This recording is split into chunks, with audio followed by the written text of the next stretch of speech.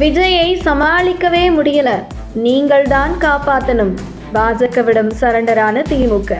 தமிழக அரசியலில் இதுவரை இல்லாத அளவுக்கு பெரிய மாற்றமாக 108 தொகுதிகளை கைப்பற்றி ஆட்சியை அமைத்துள்ள தமிழக வெற்றிக் கழகத்தின் தலைமையிலான அரசு 2 மாதங்களை நிறைவு செய்துள்ளது. ஆனால் இந்த 2 மாதங்களிலேயே தமிழக அரசியலின் கணக்குகளும் எதிர்க்கட்சிகளின் அரசியல் வியூகங்களும் முற்றிலுமாக மாறி வருகிறது. திமுக 59 இடங்களையும் அதிமுக 41 இடங்களையும் மட்டுமே பெற்றுள்ள நிலையில் மற்ற கட்சிகளின் எண்ணிக்கையும் மிக குறைவாக இருப்பதால் தற்போதைய சட்டமன்ற கணக்குப்படி ஆட்சி மாற்றம் என்பதற்கான வாய்ப்பு இல்லை என்ற நிலை உருவாகியுள்ளது. திமுக அதிமுகவை கவலையில் ஆழ்த்தியுள்ளது. தேர்தல் முடிவுகள் வெளியான உடனேயே புதிய அரசை எப்படியாவது சிக்கலில் சிக்க வைக்க முடியுமா, ஆட்சியை கவிழ்க்க முடியுமா என்ற பல்வேறு அரசியல் கணக்குகள் எதிர்க்கட்சிகள் தரப்பில் போடப்பட்டது. ஆனால் என்ன கணக்கு போட்டாலும் கூட திமுகவும் அதிமுகவும் ஒன்றிணைந்தால் கூட ஆட்சி அமைக்க தேவையான பெரும்பான்மையை எட்ட முடியாத சூழல் உள்ளது. அதனால்தான் ஆரம்பத்தில் இருந்த அரசியல் வேகம் தற்போது மெல்ல மாறி வருகிறது. திமுக தலைமையில் நடைபெற்ற உட்கட்சி ஆலோசனைகளில் தற்போதுக்கு ஆட்சியை கவிழ்க்கும் முயற்சிகளில் ஈடுபடாமல் பொறுமையாக செயல்பட வேண்டும் என்று அறிவுறுத்தப்பட்டதாக கூறப்படுகிறது. இதற்கு பின்னால் இன்னொரு முக்கிய காரணமும் இருப்பதாக கூறப்படுகிறது.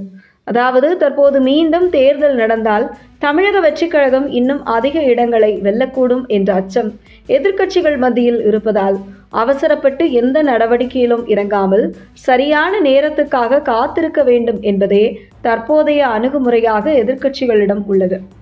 அதே நேரத்தில் தமிழக அரசியலில் நேரடி மோதலை தொடர்வதை விட தேசிய அரசியலில் தங்களின் பங்களிப்பை வலுப்படுத்துவது அரசியல் ரீதியாக பாதுகாப்பான பாதையாக இருக்கும் என்றும் திமுக தரப்பு யோசித்து வருவதாக கூறப்படுகிறது. மத்திய அரசுடன் இணக்கமான உறவை பேணுவதன் மூலம் மாநில அரசியலில் ஏற்படும் அழுத்தங்களை சமாளிக்க முடியும் என்ற கணக்கும் திமுகவுக்கு உண்டு. மற்றொரு பக்கம் தமிழக வெற்றிக் கழகத்தின் வளர்ச்சியை எப்படி கட்டுப்படுத்துவது என்பதுதான் தற்போது திமுக மற்றும் அதிமுக ஆகிய இரு கட்சிகளுக்கும் மிகப்பெரிய சவாலாக உருவாகியுள்ளது. தற்போதைய சூழலில் ஆட்சியை பிடிக்கும் வாய்ப்பு இல்லாத நிலையில் ஆக்கப்பூர்வமான எதிர்க்கட்சியாக செயல்படுவதே சிறந்த வழி என்ற முடிவுக்கு திமுக வந்திருப்பதாக கூறப்படுகிறது. ஆனால் ஆவேசமான அரசியல் நடவடிக்கைகளை தவிர்த்து ஆளும் அரசின் செயல்பாடுகளை தொடர்ந்து கண்காணிக்கும் வியூகமே தற்போது முன்னிலைப்படுத்தப்பட்டுள்ளதாக தகவல்கள் தெரிவிக்கின்றன. ஒட்டுமொத்தமாக 2026 தேர்தலுக்கு பிறகு தமிழக அரசியல் ஒரு புதிய கட்டத்தை நோக்கி நகர்ந்துள்ளதாக அரசியல் விமர்சகர்கள் கூறுகின்றனர்.